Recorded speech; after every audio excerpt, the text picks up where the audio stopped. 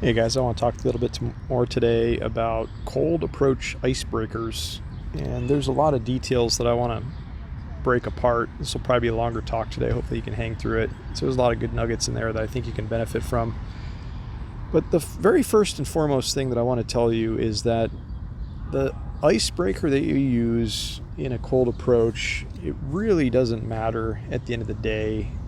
The only thing that matters is if this woman is just feeling your energy and your presence, it pretty much doesn't matter what you say.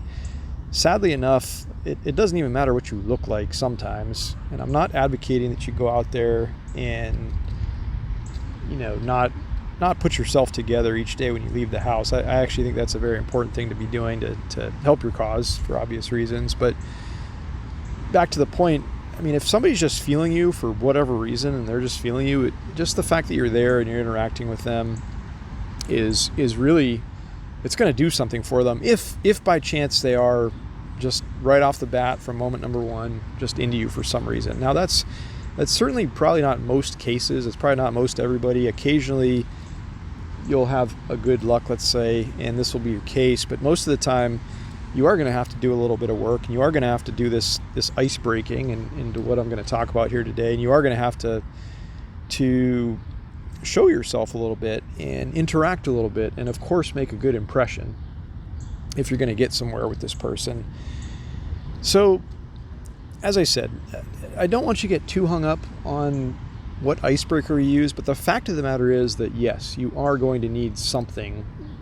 When you're going up in a situation like this, of course, where you just have like nothing else to talk about, or it's just like a complete cold moment, as the name cold approach applies or implies, let's say, then you've got to have something to jump in and go with. And I know a lot of people advocate always trying to find something that's like relative to the moment, and I think that's good. That's great if you can do that. But the fact of the matter is also that a lot of times that is very challenging. And while you're sitting there thinking of what you're going to say, the moment escapes you and the moment's gone, and you haven't done anything because you're just so inside of your head about wondering what the heck it is you're supposed to say in this moment, talking about something that may or may not be relevant in that very focal moment. Like if you were in a clothing store and, she's looking at something or you're looking at something or whatever. So I am actually a fan of, I don't want to call them like canned type icebreakers, but these are certainly things that I've found to work very well in pretty much any situation. And I don't want you to be a parrot. I want you to develop your own style and your own way of expressing this sort of thing or these sorts of things. But I just wanted to give you some ideas of things that you can just jump right into pretty much any moment, anywhere, anytime, and it doesn't even matter what's going on around you. You can make a conversation out of using something like this. Now, with that being said, feel free to try this stuff and see if it works for you with what I'm about to tell you. But I encourage you, if you do have something in your mind that you think would work well for you and that you're comfortable starting with or leading with, and then by all means, you be you. Don't just try to be me or anybody else or anyone else out there that might be coaching you on trying to do this stuff.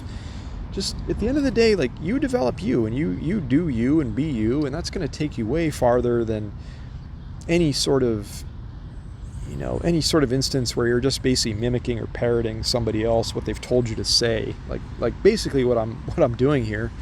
So you've got to take this and let's say analyze it and process it just a little bit and tailor it to your needs, I think. But before I give you these options of things that seem to work well in any situation, I want to talk also about just the fact that I think, generally speaking, you're better off going in with an icebreaker that is non-hand showing.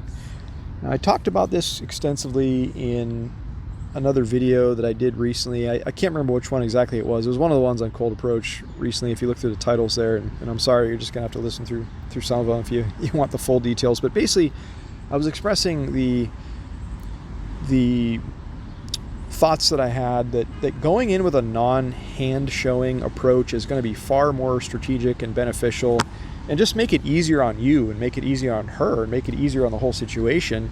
And it gives you an out or a way to kind of save face. If things go really bad, you haven't really thrown anything on the line. So what I mean when I say a hand showing icebreaker, I mean, that's like going up and saying to somebody like, wow, you're really beautiful, and I just had to come over here and talk to you today. I mean, that's very telling about what your intentions are and what you're thinking and what's going through your head in that very moment. And yes, there's something to be said for the fact that I think any woman she just kind of knows, some strange person just coming up and trying to start a conversation with her. I'm sure this is obviously in the back of her mind that you're looking for something more than probably just trying to make a new friend or whatever.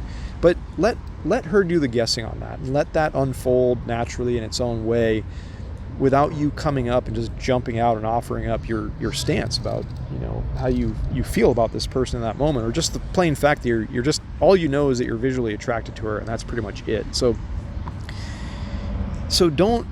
you don't need to use an icebreaker that just shows your hand straight away. In fact, I'm discouraging you from doing that, because as I said, it's just it gives you kind of an out, and it, like I said, if things aren't going well, it gives kind of an out in the sense that you haven't really thrown anything on the line, you haven't really necessarily thrown anything that telling out there.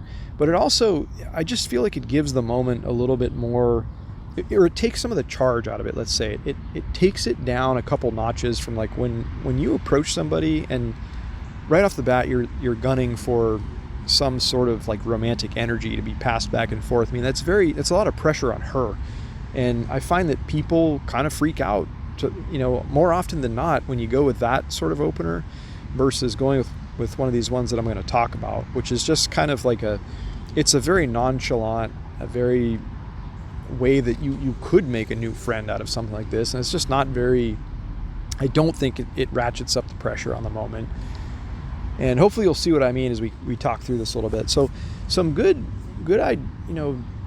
ideas and good ones that have worked out well for me is to say something like, you could approach and say, hey, excuse me, like, did you go to XYZ University? Because like you look like somebody I knew from back in school. I just want I thought it might have been you. And of course, like, that's going to lead really quickly to like, no, that wasn't me, whatever. But then you've got to do all that other stuff that I've talked about before, where like you've got to read her energy from that point. If she's giving you good energy, you hang in there, you slowly start to ask some more inquisitive questions. And if things are going really good, she'll start to ask you questions back, and it'll just be like a natural unfolding of a conversation that's very relaxed and laid back. And if you achieve all of that, then that's a very nice time to extend an offer, to exchange contacts, or perhaps see each other again at some point down the road. So that's option number one. Did you go to the same university that I went to?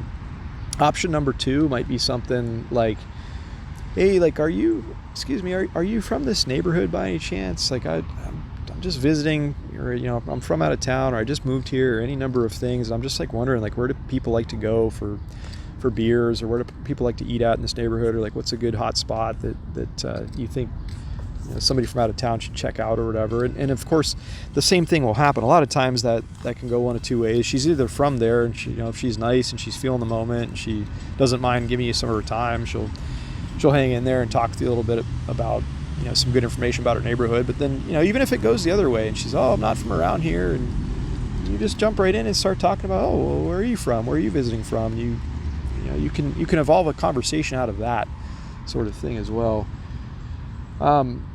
And I think those are two of the examples that I wanted to talk about. But I'm just circling back to one of the things I started to mention in the beginning, where if you are in a moment though where there is something relevant to be talked about, I mean, you could use the same approach where you're going in with a non-threatening opener once again. And if you're in the grocery store, you could take notice of what she's holding in her hand. Hey, excuse me, like, have you bought that product before? Like, I've always been wondering about that. I just wondered if it was good. You could say something like that. Or if you're in a clothing store, you could maybe try to talk about something that she's looking at herself. But I find one that looks really good in that situation is, if you've got an article of clothing in your hand, I mean, you can approach her and be like, hey, excuse me, like, I'm really sorry to bother you, but I'm just looking for a female opinion here. Like, what do you think of this, like, this shirt or this style? Or like, do you think this would look good on me, kind of thing? And all three of those examples are just ways that you can go in really, nice and easy, without putting a lot on the line, let's say, without throwing a whole lot out there. in the fashion that I mentioned like earlier in the talk, where you're giving a hand showing opener in that sort of situation. So I hope that paints a little bit more of a picture of some good icebreakers that you can use in any situation you might find yourself in. Of course, it's going to be incumbent upon you to do a couple things. Like I said in the beginning, like I really do believe that you need to take as good a care of yourself as you can. And when you do leave the house, like try to be a little bit composed. Like try to put yourself together a little bit and dress like somewhat nicely. I'm not saying you've got to walk out your front door in a suit every day, but put some clothes on that accentuates you and who you are. It makes you look good.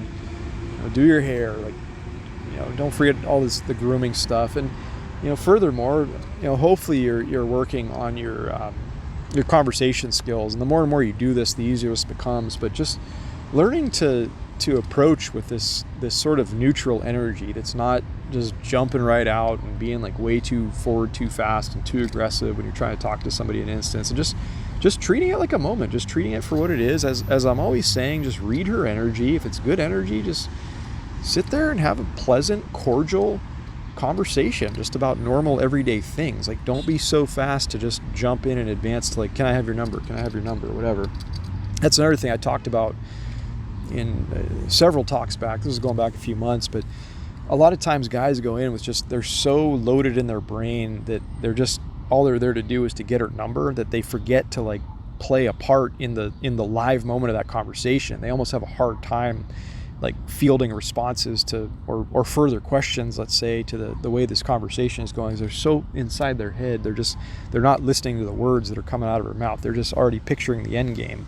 And you have to learn not to do that. You have to develop this ability to stay in the moment, stay in the conversation, like learn how to foster a conversation that can continue. Learn how to ask some questions that kind of build a block on top of what you just talked about. So for example, if she's talking about where she went to school or something, okay, that's cool. What did you study there? And from there, what did you do after that? What kind of work did you get into? How did that transpire? Where what's next for you? What's the top of the climb in that ladder in life, kind of thing.